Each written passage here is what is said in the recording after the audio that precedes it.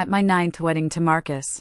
His childhood sweetheart, who suffered from a mental illness, showed up to disrupt everything again. She held a knife to my father's throat, laughing maniacally. "Marcus, you can't marry her. And you," she continued, looking at me, "you'd better agree to give your wedding to me. I'm the bride. If you don't, I'll kill him." Marcus looked at Chloe with a pained expression, reached out, pulled off his boutonniere, and tossed it to the ground. His eyes filled with helplessness and a plea. "Grace, you see, it's not that I don't want to marry you, but I can't upset Chloe. I promised her mother I would never send her to a psychiatric facility." The guests at the wedding drank and watched the drama unfold, gossiping about our complicated situation and casting scornful glances my way. I clenched my fists tightly, then relaxed them, only to clench them again. Finally, I took off my wedding ring and threw it at Marcus. "I wish you both a happy marriage and happily ever after." "Marcus, I'm truly letting go of you now."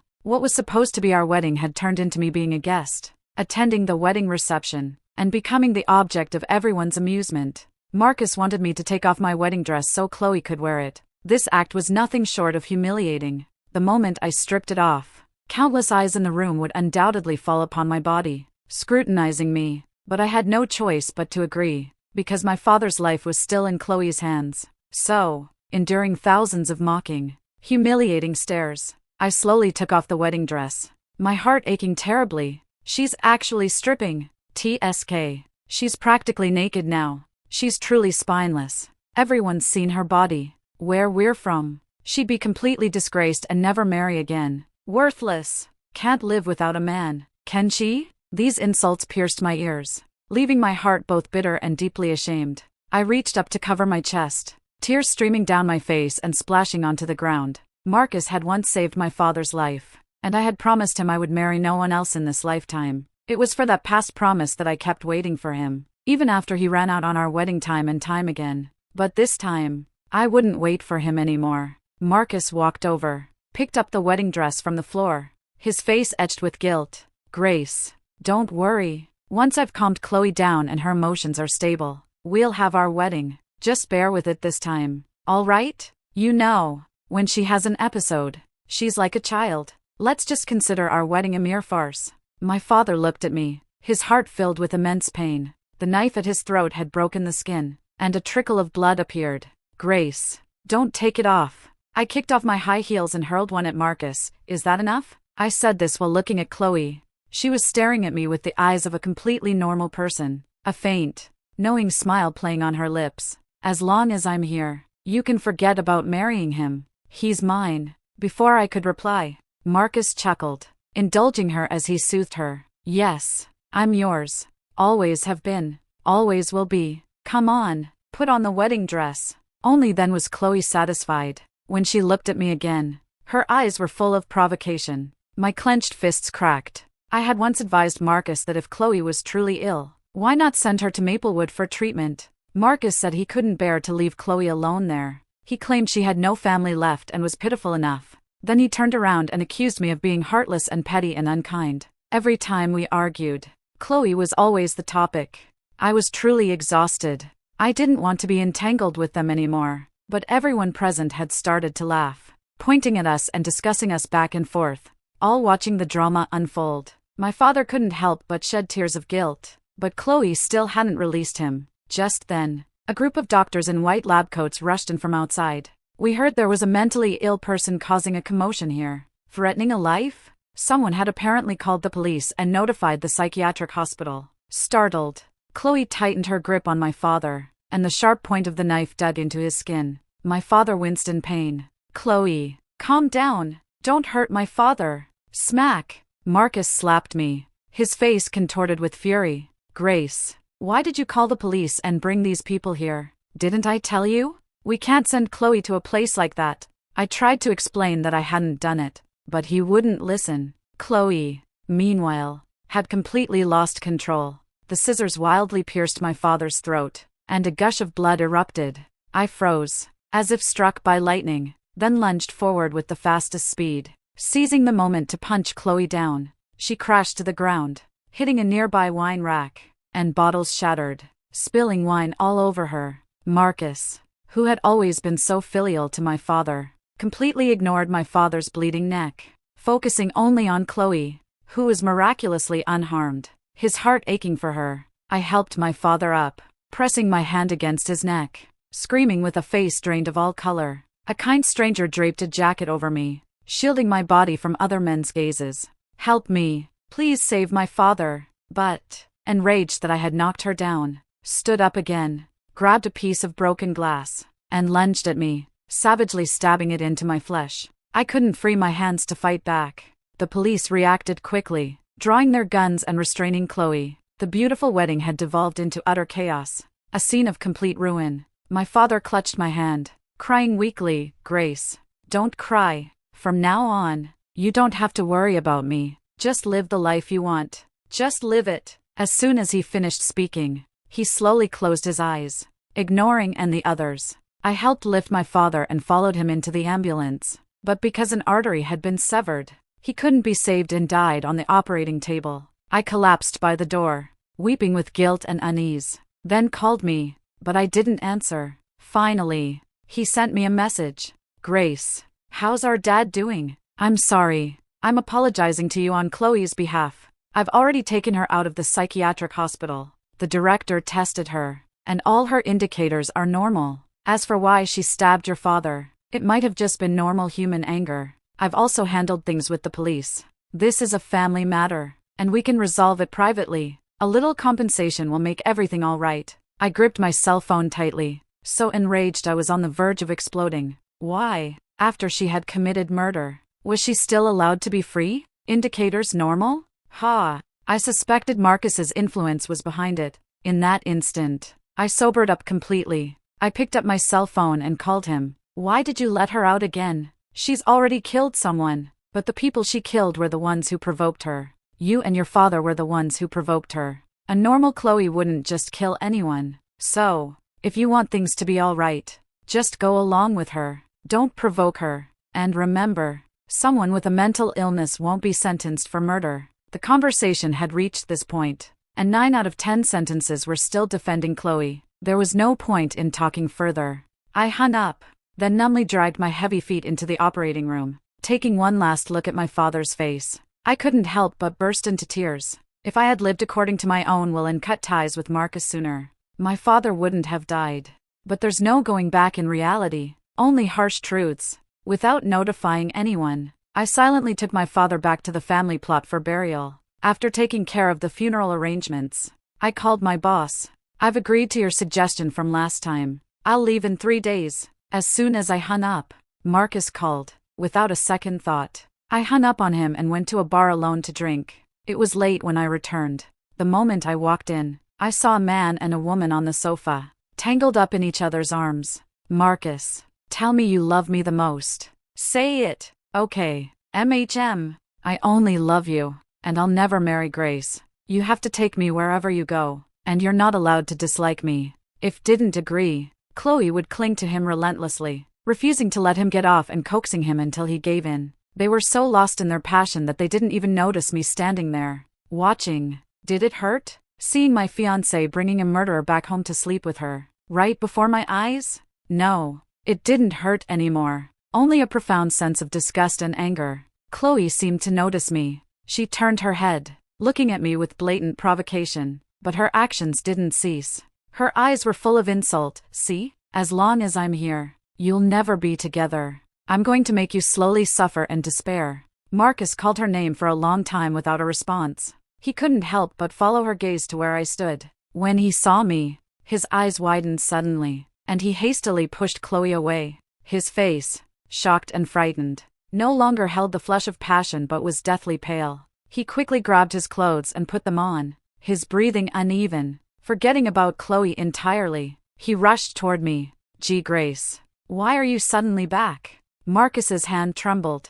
Before he could touch me, I forcefully pushed him away. I had been missing for 10 days, hadn't come home, and he hadn't even bothered to ask where I was, devoting all his attention solely to Chloe. "Don't touch me. You're filthy." Covered in another woman's saliva, Marcus looked a bit bewildered by my words. He hadn't expected me to curse him so openly, and he began to panic. "Grace, don't say that about me. You know she has a mental illness." If we don't go along with her, it will provoke her, and she might go crazy and hurt someone. I looked at his face, growing angrier with every word he uttered. Why do you always give in to her? Why are you so determined not to send her to a psychiatric facility? If she's truly ill, then you're no better off. You're afflicted with a sickness of depravity. Take her and get out of my house right now. I never want to see you again. When heard me tell him to get lost, he quickly reached out and grabbed me. Grace, please don't be like this. You have compassion for a stray cat.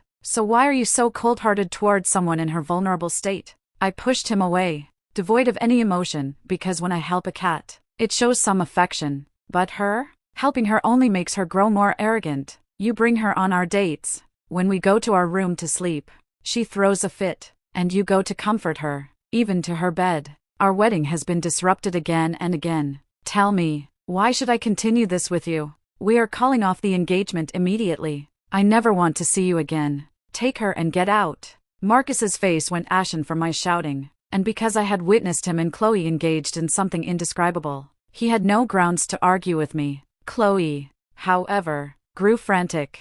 She swung her fist at me. Don't you dare bully Marcus. I'm a psychiatric patient. If you anger me, I can kill you and not go to jail. That line again. Enraged, I lifted my foot and kicked her hard, sending her sprawling. Marcus, who had initially remained still, knowing he was in the wrong, finally moved when he saw me hit Chloe. Grace, stop it right now. Not only did I not stop, but I stepped on her hand. You might be a psychiatric patient, but I'm acting in self-defense. After all, I've studied law. I know how to deal with someone like you. As I pressed down harder, Chloe screamed in agony. Marcus quickly pushed me away with force. Enough. I know you're angry with me, and you're taking it out on her. Whatever grievances you have, direct them at me. Don't make things difficult for her. Seeing that I wouldn't let go, Marcus picked up a baseball bat and hit me on the head. I only released her hand, flinching in pain. When saw the blood on my forehead, he froze, realizing he had hit me too hard. Just as he was about to come over and check my injury, Chloe started crying, clutching her hand.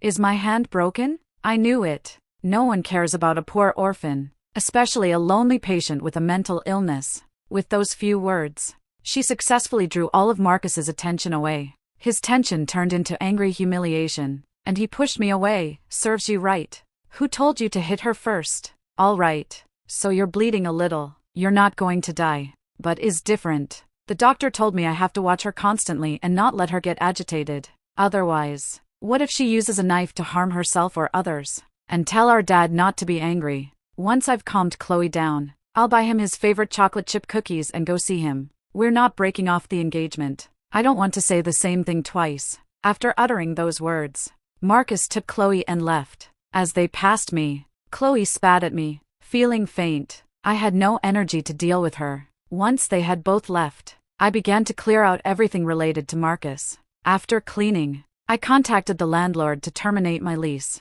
but I never expected that the very next day, I would be knocked unconscious and taken away. When I opened my eyes again, I saw Chloe, a cigarette in her mouth, with several people behind her staring at me menacingly. It seemed they were up to no good. I pulled myself up, bruised and battered, and met Chloe's gaze. I stared at her for a long time, until she let out a scoff. It seems you figured out I was faking my mental illness, but what can you do about it? As long as Marcus is here, I'll never admit I was faking, and you'll never be able to fight me. She blew the cigarette smoke into my face. I frowned and stepped back. What exactly do you want? I want you to disappear forever. Marcus is mine, but he loves you and won't let you go. You filthy pauper. You're standing in my way. I can't let this go without getting rid of you. No sooner had she spoken than she signaled to the people behind her to make their move. Throw her down from the 6th floor and let her die. I clenched my fists and fought back against them. Chloe seized the opportunity, approached me with a knife, and plunged it into my chest. Just then, Marcus rushed in. Stop it. Chloe quickly pulled out the knife and stabbed herself, faking that I had attacked her. Seeing this, the others quickly fled. Chloe suddenly clutched her wounded spot, staggered toward Marcus, blocking his path, and then collapsed into his arms. The blood stained his clothes, startling Marcus into a panic. I knelt, sprawling on the ground in pain, my vision blurring. All I could hear was Marcus roaring at me. Chloe cried, claiming I had hired people to kill her. Grace, you're truly detestable. How could you try to kill Chloe? Chloe began to feign unconsciousness, but before she passed out, she urged Marcus to rush her to the hospital. Marcus glared at me fiercely, then hurried Chloe away. Finally, I lost consciousness and collapsed to the ground. Marcus never once looked back at me. At the hospital, Marcus sat anxiously on a bench, his mind restless.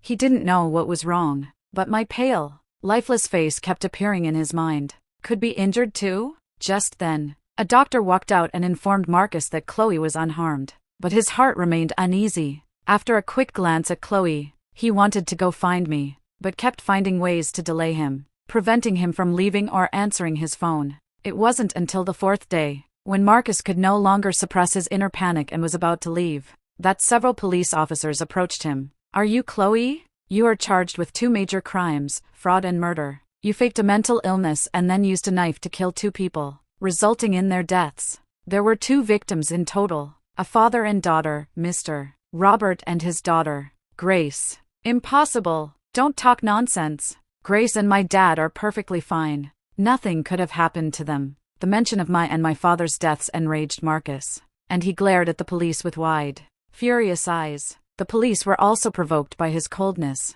so they pulled out photos of my father and me deceased, along with surveillance footage of the cause of death. Mr. Robert, at his daughter's wedding, had a major blood vessel severed by someone impersonating a mentally ill person. He was sent to the hospital but could not be saved and died. His daughter, Grace, was knocked unconscious by Chloe and taken to a construction site building with the intention of killing her and then throwing her off to stage a fake suicide. However, it backfired, and Chloe accidentally stabbed her to death. Mr. Marcus arrived just in time, preventing her body from being pushed off the building. Our people have apprehended your accomplices, including the doctor you bribed to create false evidence. Upon hearing this, Marcus froze, as if struck by lightning, unable to calm his racing heart for a long time. No wonder he had been so restless, so uneasy, constantly thinking about Grace's deathly pale face. Suddenly, his legs buckled, and he found he couldn't even stand. Fortunately, a police officer held him up, preventing him from collapsing to the ground. Marcus tried to take deep breaths, attempting to regain some strength. He looked at Chloe, but Chloe didn't dare to meet his gaze, turning her face away. Overcome with a guilty conscience, Marcus had grown up with her since childhood, so of course, he understood what every one of her expressions implied. His heart tightened, and he quickly questioned her. Speak up. Tell me, were you faking your mental illness? And then did you ruthlessly commit murder? Why did you kill Grace and try to stop me? Why did you repeatedly disrupt my wedding and kill my father-in-law? Chloe glanced at the police, not daring to look back at Marcus's furious shouts. She was too afraid to admit it. No, I'm being framed. I didn't kill Grace, and my illness isn't. Then come back with us. We have conclusive evidence to present against you. The police took out handcuffs and cuffed Chloe's hands, then unceremoniously escorted her out. Marcus tried to step forward and follow, but his legs were too weak. Tears streamed uncontrollably down his face. Even though he wasn't consciously crying, he just couldn't stop them. He desperately wished it was all a lie, not reality. So, not giving up hope, he pulled out his cell phone to call me, but the call never went through. His heart sank to rock bottom. It was only after Marcus rushed to the police station that he realized everything was true. He stood outside the door, hearing Chloe confess to her crimes with his own ears. In that moment, his entire belief system shattered. What had he done? All for a monster? He had let her disrupt his wedding, kill Grace's father with a knife, and afterward, to appease her, he had even slept with her. Even the woman he loved had been killed by her. He realized Grace had been right, knowing she was mentally ill. Why hadn't he sent her for treatment? Foolishly insisting on keeping her by his side? It could be said that he was half to blame for all the misfortune that had unfolded today. Marcus stood outside the door, sobbing uncontrollably. An unprecedented rage surged through him. He stormed in and hit Chloe. Why did you do this? Why did you kill Grace? Tell me why? Chloe was stunned by Marcus's sudden roar. It was the first time he had ever been so furious with her. Because I love you. We grew up together as childhood sweethearts. Yet you never loved me. You only fell for the newcomer, Grace. It wasn't fair. Watching you two together, day after day, It hurt my heart so much. So I came up with this plan. Smack! You utterly depraved wretch. I should have sent you to a psychiatric facility years ago. I regret it. I regret not listening to Grace and keeping a menace like you by my side. Finally, Chloe was taken into custody to await sentencing. Marcus then asked the police where my body was. He wanted to see it. The police told him my body was at the crematorium, and he could find it there if he wanted to see it. Marcus rushed to the crematorium at top speed, but my body had already been cremated, now just ashes in an urn. He demanded to know why they had cremated the body without waiting for family members. But the staff replied, the deceased had no remaining family. We checked her phone for important contacts and only found Marcus, but he wouldn't answer his calls. So the staff had no choice but to proceed with their duties. Hearing this, Marcus suddenly collapsed backward onto the floor. He remembered then, at that time, he had been entirely preoccupied with Chloe, who was completely unharmed, sleeping with her, feeding her, coaxing her to get dressed. He had done more than a husband would for his wife. The irony was, the person he claimed to love most was already dead, and no one had even claimed her body. Marcus couldn't hold back anymore. He clutched the urn, sobbing heartbrokenly. He truly hadn't known Chloe was such a monster. Clutching the urn, he walked out of the crematorium in a daze, like the Walking Dead. As he crossed the street, he almost got hit by a car several times. He collapsed to the ground, crying bitterly, letting out a gut-wrenching wail, begging heaven to bring Grace back. I heard none of these things. What he didn't know was that in a private hospital abroad, I was lying in a hospital bed recovering from my injuries. I looked up at my elegant and handsome male boss. He was pouring oatmeal from a travel mug. Well, am I just too handsome, leaving you completely captivated? He turned back, winked at me, and smiled a captivating smile. I uncomfortably averted my gaze, feeling a mix of awkwardness and resignation at his teasing. Your injuries are almost healed. You can come back and work your heart out for me now. Ha ha ha ha. You should be thanking me. Who's the boss here? Yet I'm always running errands for you, following your plans to set up Chloe and make her reveal her weaknesses. So, you have no choice but to work your heart out for me. Ethan spoon-fed me the oatmeal, leaving me no room to refuse but to open my mouth obediently. Isn't that better? That day, seeing you lying on the ground covered in blood, it scared me half to death. I almost thought I'd never see you alive again. I was so heartbroken, my hand unconsciously clenched. I had always known Ethan liked me. After all, we had known each other since high school. Then we were even in the same university class. And even after starting work, I was still employed at his company. Sometimes, fate truly is wonderfully strange. Take and me, for example. We clearly once loved each other, but it was a love destined for no resolution. We had a connection but no destiny. Yet heaven always arranged for us to encounter each other with both connection and possibility. After my father died, I accidentally discovered that Chloe was faking, to lure her into revealing her true colors. I played along in a scheme with her, but I couldn't have done it alone. So I went to Ethan for help. The knife that day did pierce my body, but it wasn't fatal. But to break free from Marcus and avoid hearing his inevitable regrets afterward, I chose to fake my death and leave. Chloe alone couldn't escape the crime of killing my father. To ensure I could recover peacefully, Ethan took me abroad. From then on, I completely cut ties with Marcus, never to see him again. Seeing that I was silent and distracted, Ethan reached up and tapped my forehead. What are you doing? I really don't understand why you didn't leave him after he ran out on your wedding so many times and hurt you so much. It made me constantly worry about you behind my back. I raised my hand, took his, met his slightly reproachful eyes, and made him a promise. I know you like me, but I've always used the disparity in our positions as an excuse to avoid it. Will you wait for me? When I can stand on equal footing with you, I will definitely accept your proposal. Ethan's body stiffened abruptly, and he looked at me in disbelief. He had waited many years for those words, occasionally dreaming of them. Now, hearing them with his own ears, his heart instantly rippled with a mix of surprise and joy. I can wait for the proposal, but dating doesn't have to wait that long, right? We can start now. He truly was a business genius. His mind worked faster than anyone else's. After that, I requested to be discharged from the hospital and poured all my energy into my work.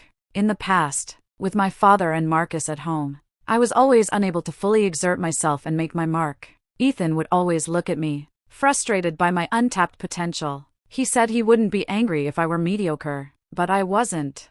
I, too, possessed a brilliant business mind. Otherwise, I wouldn't have always gotten along so well with him. Now he was happy, as if he had found a partner through thick and thin. No longer a small boat sailing alone in the deep sea. When he wasn't busy, he would sometimes drive me to watch the sunrise and sunset. We would gallop across vast, boundless grasslands, chasing the sunset on horseback. Our days were fulfilling and enjoyable. 2 years later, I succeeded in my investments. My wealth multiplied countless times, and I joined the ranks of the wealthy. While I was being interviewed by various media outlets, Marcus stared fixedly at me on the screen, his mouth agape in shock. He recognized me. He knew I wasn't dead. That very day, he booked a flight to the UK. He was determined to find me. Ever since I became public, I knew Marcus would surely discover my whereabouts and realize I was alive. But time had eroded the love for him etched in my heart. When's name was mentioned again, my heart felt strangely detached.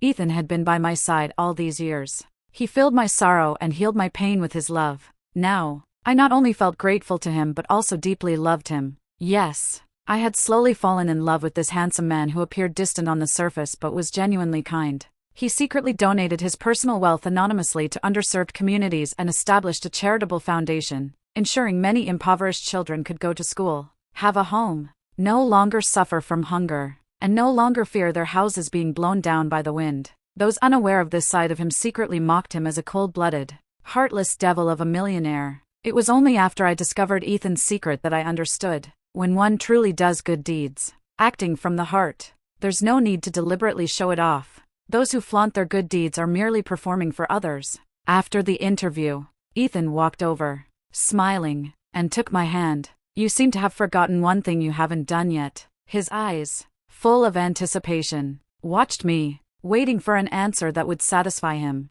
But I had no idea what important thing I'd forgotten, so I just smiled and shook my head. We had said that if I succeeded, I would put on the ring he gave me and tell him he could propose. To my surprise, Ethan looked displeased, his face flushed with reproachful anger. He rarely showed such an adorable pout, only ever with me. I laughed and took him out to dinner, but he was still upset and wouldn't talk to me. It wasn't until I led him to an open-air garden that his eyes suddenly widened. He looked at the decorated setting, and his shock transformed into delight. I had never forgotten what I promised him. I don't know what came over me, perhaps being with him for so long. I'd started to adopt his playful, teasing, and prank-loving ways.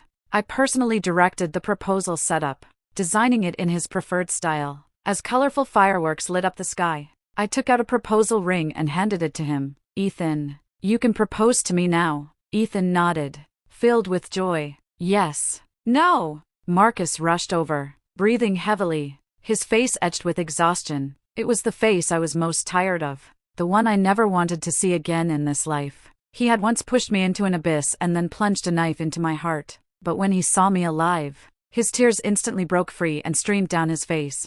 He slowly, incredulously, walked toward me. Grace, is that you? Is it really you? As he got closer, Ethan and I took a few steps back. Don't get close to him. Who knows if Chloe's mental illness might have infected him? What if he harms us? I gazed at an overjoyed Marcus with utter coldness. When he saw the coldness in my eyes, his smile faltered, a hint of disappointment crossing his face. But his tears wouldn't stop, falling one after another. He tried to reach out and touch my face, wanting to feel my warmth. Do you know? I thought you were truly gone. Every day was hell for me, a constant torment. He probably wasn't lying. I could tell from his gaunt body and lifeless eyes. But what did it matter to me? Our accounts had been settled 2 years ago. Don't touch me. You're filthy. Do you know why I left? Because I hate seeing you. I hate that you only express regret afterward. It's meaningless and only makes me despise you more. His tears splashed onto my hand, his face contorted with agony. I'm sorry. I didn't know Chloe was faking, and I didn't know she killed your father and wanted to harm you. I know I trusted the wrong person and made mistakes. Can you forgive me? After all, we once loved each other and shared so many beautiful memories. As soon as he finished speaking, he still tried to reach out and touch me. I couldn't help but roar in anger. Marcus, even if she wasn't faking, even if she were truly ill, you two are still utterly disgusting. If she had a mental illness, why didn't you lock her up? Why did you let her out to harm people? Don't tell me those pitiful stories. They don't concern anyone else. To put it plainly, you were her accomplice. Get out. I never want to see you again. Before I could shake his hand off, Ethan was a step ahead of me, knocking down Marcus, who was restraining me, with a single punch. Humph. Don't you dare touch my woman. I finally managed to win her over. How could I let some other scumbag steal her away? Hearing's words, Marcus finally noticed the man standing beside me. He knew who Ethan was. A ruthless and decisive figure who held sway in both legal and illicit worlds. But faced with the prospect of losing the woman he loved most to him, Marcus wasn't afraid. His sadness turned to rage, and he glared at Ethan with eyes full of fury. Grace is mine. Please mind your words. We just had some misunderstandings. Our engagement was never called off. Don't even think about being a third party. Hearing this, I almost laughed in exasperation. Marcus, you can't possibly still think that after you ruined us so completely, we could just go back to how things were? Even if I were forced to agree, my deceased father would never approve. Before my father died, he held on to his last breath to tell me to break off our engagement, to leave you, and to live the life I wanted. Marcus's face slowly drained of color. He knew that once my father was brought into it, there was truly no going back for us. Ethan took my hand and, right in front of Marcus, slipped the wedding ring onto my ring finger. Marcus cried, pleading with me not to leave him, but before he could continue to badger me, his assistant called him. He accidentally put it on speaker, and we all heard what the assistant was saying. Mr. Marcus, Leo won't stop crying. He's asking for his mother. Marcus had a child? I guessed it the next second. This child is Chloe's. Isn't he? Marcus didn't speak, only shook his head, still crying. Listen to me. Our family owed the Yangs a debt of gratitude a long time ago. Chloe's mother always asked me to take care of Chloe, but Chloe was already in prison when she discovered she was pregnant with my child. She gave birth in prison and asked me to take him. She begged me not to abandon him, so that the young family would have an heir. I didn't want this. That's utterly disgusting. He had a child with another woman, and he still had the nerve to come to me and explain himself. Then why are you still coming to me? Do you realize how sickening you truly are? Not only was I enraged by what I heard, even Ethan, as a man, found Marcus so utterly low he was sickening, and completely shameless. Marcus, just go. As a man, I don't want to curse you out. Marcus just kept crying, unwilling to let go. In his mind, he believed he had repaid the young family's kindness, thinking that fathering a child for them was inconsequential. But what woman would ever accept that? I took Ethan's hand and walked out. How frustrating. A perfectly good proposal completely ruined by Marcus. Marcus chased after us, but Ethan's people blocked him. I paused, telling him without turning my head, I don't love you anymore. If you have any decency or conscience left, stop bothering me. My future husband's last name will be Ling, and his name is Ethan. In this lifetime, I will never let go of his hand, unless I'm dead. Ethan looked at me, incredibly moved. It was the first time he'd ever felt grateful to Marcus. If hadn't come to bother us, I would never have confessed my love aloud. He squeezed my hand, and we exchanged a knowing glance and a smile before leaving the spot together. Marcus finally understood that my heart belonged to someone else now and was never coming back to him. He left utterly distraught. Not long after, I heard the news that Chloe had died in prison, and, failing to notice oncoming traffic while driving, was hit and thrown from his car, dying instantly at the scene. When I heard these reports, Ethan and I were in underserved communities, doing charitable work, telling stories to innocent children and distributing food. Let the people and events of the past simply fade away with the wind. Thank you for watching. If this story resonated with you, please subscribe and share your thoughts in the comments. Your support is the greatest motivation for us to share more stories of women's power. This is Love and Fist.